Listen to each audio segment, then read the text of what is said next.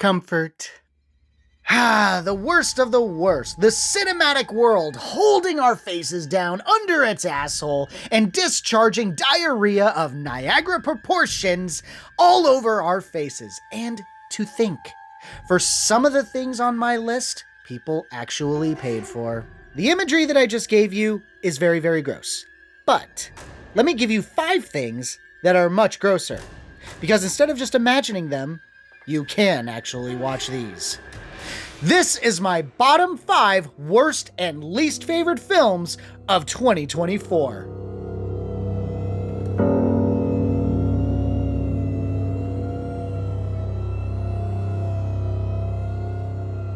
Before we hit the list itself, here are some dishonorable mentions for the following. Worst fantasy.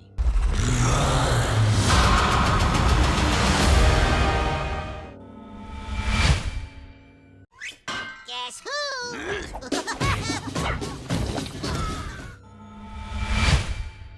Worst romance. 25 000 złotych na rzecz wierzyciela Żałowa Osada? Nie wiem, wymyśl coś. Stammi la larga. La minaccia. È un consiglio. Falem.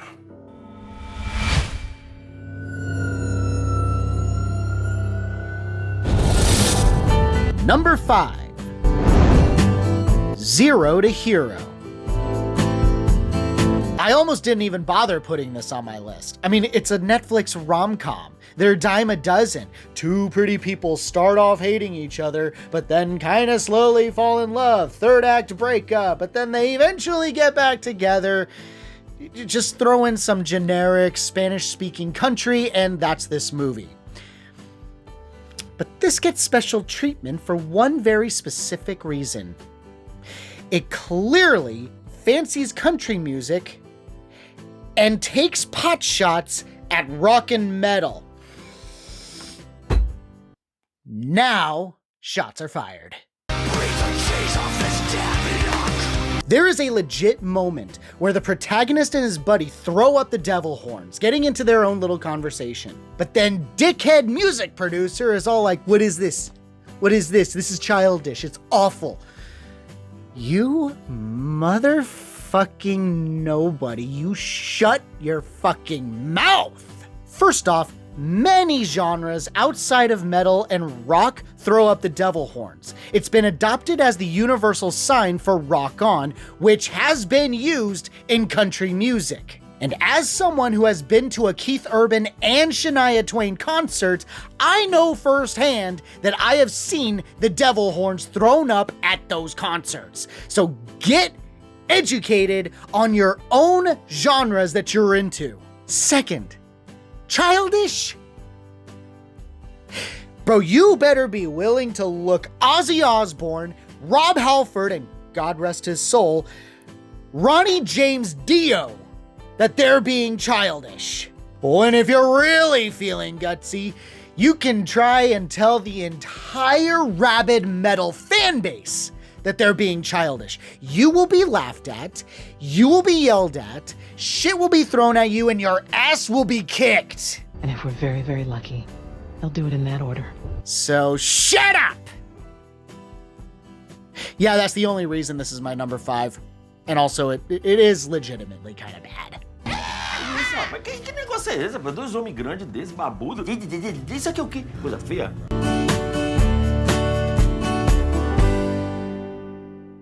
Number 4. Trap.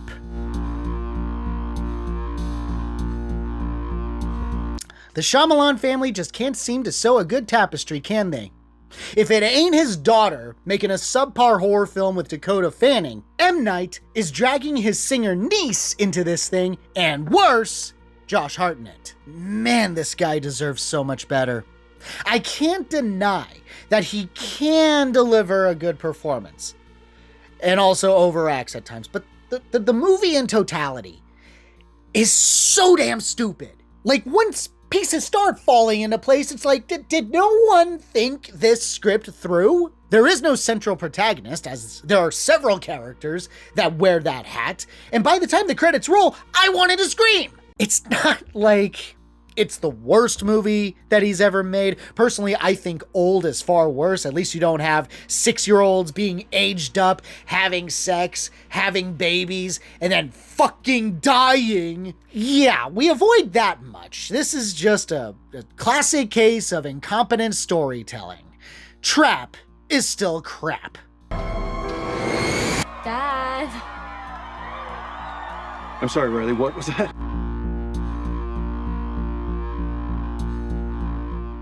Number 3, The Exorcism. Russell Crowe used to be one of the most prolific actors in Hollywood, but has since fallen into Z-tier territory to the point where even Nicolas Cage films feel like they have a support group going. But at least Cage is seeing a resurgence in his career. What is going on with Russell? He once said that only he could make the crap Gladiator script good, because that's how talented he was. So let me get this straight, Crow. You're choosing Marvel and Sony because their scripts are better? Someone make this make sense! And sandwiched between those is this little whatever it is. It has such an identity crisis that I don't even think it knows what it is. Psychological horror, possession horror, a 2-bit documentary about an actor who's looking for a comeback? I don't know. All I can say is, Crow, man, you gotta stay away from movies that have exorcism in the title. They ain't doing you any favors, my dude. Do an exorcism on your agent. And the guy your dad replaced? Everything's cursed.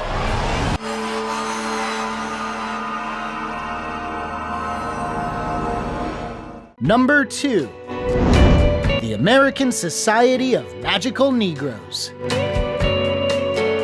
Oh yeah, the culmination of whiny TikTok black folk distilled directly into a movie. What you'd think should be just a knockoff cutesy Harry Potter thing, at least that's what it should be, is in reality a senseless rant against white people who have done absolutely nothing to the protagonist of this story. And the one person who could be loosely considered a bad white guy did not deserve his bizarre ass comeuppance. The black protagonist going on a goddamn rager about how he deserves to live in this world. And no one in this movie ever told him that he couldn't. Believe me, it's worse than I'm making it sound. You know, I remember this thing in English class in high school, where the class was broken up into multiple groups. The exercise was that we were supposed to write a story, but the catch is that you can only write one sentence, and then you pass that story along to the next group, and then they add to the story by writing their one sentence. That's what this movie kind of feels like, because in addition to the Harry Potter stuff, it's also the most boring romantic comedy that I have ever seen. You know you're in a bad spot when Hallmark does it better. What's so sad is that you can see where good satirical comedy could have been inserted. But then a random Twitter user got a hold of this script and just went straight into white hating. It's confusing and absolutely will fry your brain. I genuinely hope that everyone involved in this project got a thorough spanking from how little money it made at the box office and the utter thrashing it got from both critics and moviegoers. I've been on this planet for 27 years, and I just figured out this week that I deserve to be alive.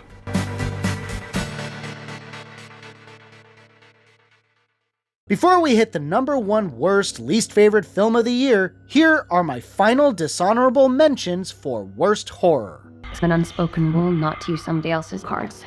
Who cares? Who's going first? Lock the front door!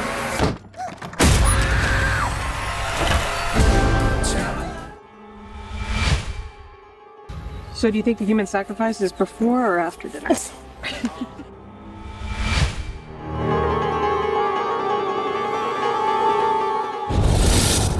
Number 1. Asphalt City.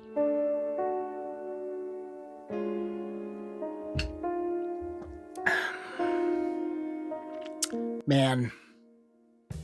You know, with at least Magical Negroes, we saw that shit coming. Everyone knew what that was gonna be.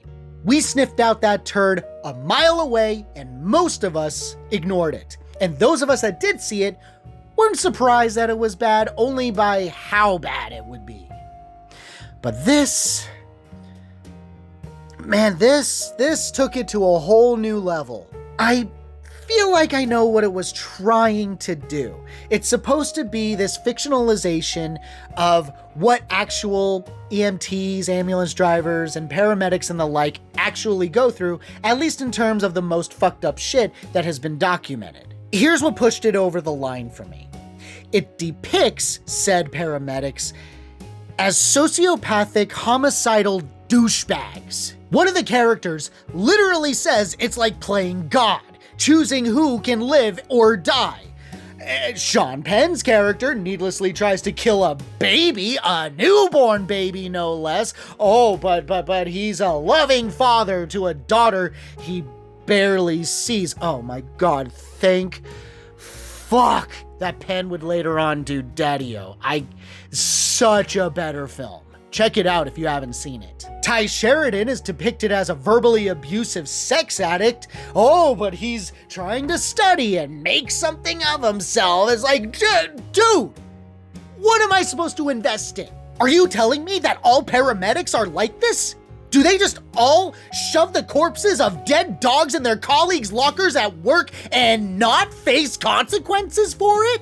Do all paramedics just take the drugs off of dead bodies in their ambulances? Like, even if that was the case, why wouldn't this movie have a good central protagonist to be the voice of reason in all this? Someone that the audience can actually like and relate to. The one that we actually get is genuinely no better than every other psycho in this story. It's a deeply disturbing film that just feels like it's pure shock value.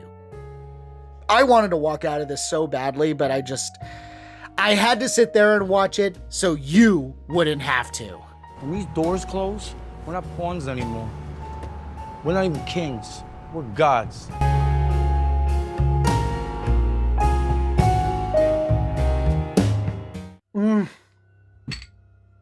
All right. I got through it. Now it's on to greener pastures. Up next is going to be my top 5 best and favorite films of 2024. Until then, thanks for coming, guys. I really appreciate it. Stay safe and healthy out there. Hope to see you soon. And of course, Happy New Year.